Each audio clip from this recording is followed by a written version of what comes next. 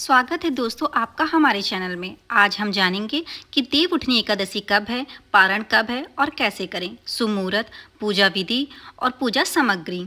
तो चलिए फिर शुरू करते हैं। हिंदू धर्म में एकादशी का बहुत खास महत्व होता है।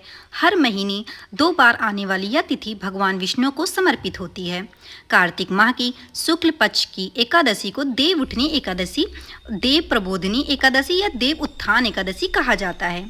मान्यता है कि इस दिन भगवान विष्णु 4 महीने की योग निद्रा से जागते हैं और इसी के साथ शुभ कार्यों की शुरुआत होती है। इस दिन भगवान विष्णु के जागने से 4 महीने के चतुर्मास का अंत होता है। इसके बाद विवाह, गृह प्रवेश, मुंडन जैसे सभी कार्य दोबारा शुरू हो जाते हैं।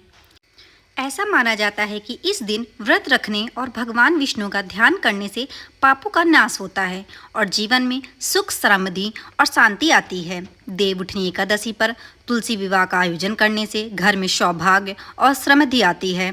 यह दिन भगवान विष्णु और माता लक्ष्मी दोनों की कृपा प्राप्त करने का विशेष अवसर है। इस साल देव उठनी एकादशी का मान 2 दिन है, 1 और 2 नवंबर। 2 दिन विजया एकादशी रहेगी। एकादशी तिथि प्रारंभ 1 नवंबर को सुबह 9:11 से होगा, जो कि 2 नवंबर को सुबह 7:31 पर समाप्त होगी। 1 नवंबर को गृहस्थ और 2 नवंबर को वैष्णवों के लिए देव उठनी एकादशी है। दरअसल वैष्णव परंपरा में व्रत का निर्धारण हरिवासर यानी भगवान विष्णु के जागने के सटीक मुहूर्त से किया जाता है, जबकि गृहस्थ लोग सामान्य पंचांग के अनुसार एकादशी का पालन करते हैं। यही कारण है कि दोनों में 1 दिन का अंतर होता है। एकादशी व्रत का पारण अगले दिन किया जाता है। 1 नवंबर को व्रत रखने वाले 2 नवंबर को व्रत का पारण करेंगे और 2 नवंबर को व्रत रखने वाले 3 नवंबर को व्रत का पारण करेंगे।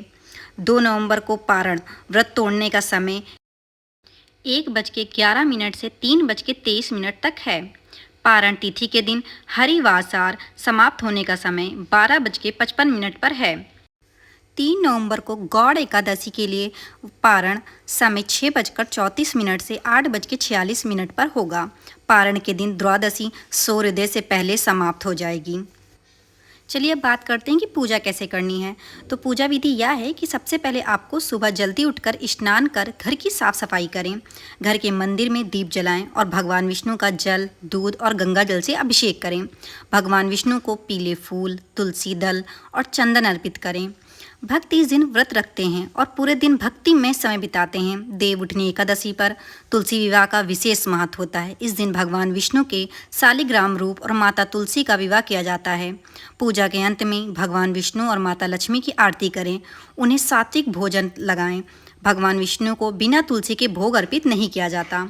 देव उठनी एकादशी की पूजा सामग्री क्या है?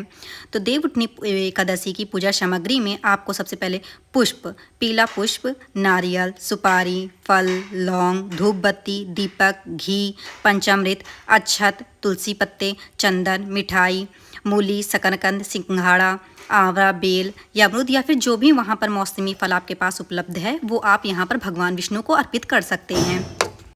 इस विधि विधान से आप एकादशी का व्रत रखें और मनचाहा फल पाएं। अगर आपको यह वीडियो अच्छी लगे हो तो चैनल को लाइक करिए, सब्सक्राइब करिए। धन्यवाद।